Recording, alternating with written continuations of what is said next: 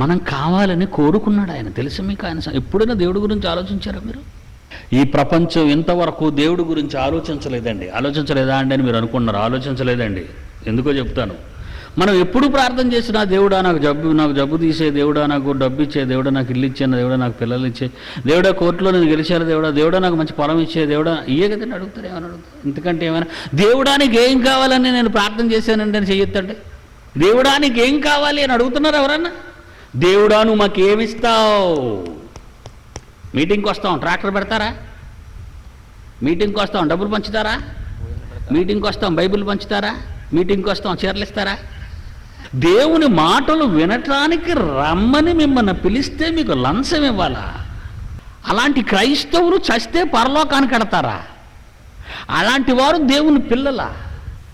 కులం అని, మాలని, మాదిగని, కులాన్ని చెప్పుకొని దేవుడి దగ్గరికి వస్తే దేవుడి దగ్గరికి వస్తే ఏమిస్తారని అడిగేవాడు క్రైస్తవుడా?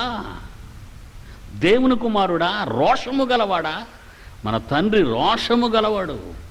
ఏది నీకు రోషం? మన తండ్రి దహించు అగ్ని ఏది నీ మంట? బైబిల్కి దొరికిపోతావు, 10 రూపాయలు ఇస్తే లొంగిపోతావు, పూట భోజనం పెడితే లొంగిపోతావు. నువ్వు ఏర్పరచబడిన వంశం అంటే ఎవరన్నా నమ్ముతారా? నీ మీద ఆ బొబ్బుల వంశమే బెటరు.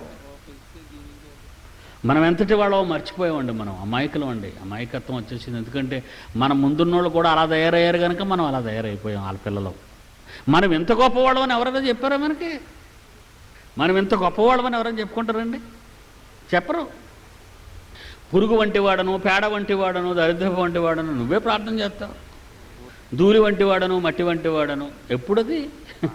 యేసుక్రీస్తు రాక ముందటి కాలం అది. యేసుక్రీస్తు వచ్చిన తరువాత ఆయన రక్తముతో నిన్ను దేవునితో సమాధానపరచి ఏం చేశాడో తెలుసా మిమ్మల్ని? ఆ మహాచక్రవర్తికి కుమారుడిగా చేశాడు. ఎదురు చూశాడు నీ కొరకు దేవుడే, ఎంతకాలం ఉన్నావు తనలోనే.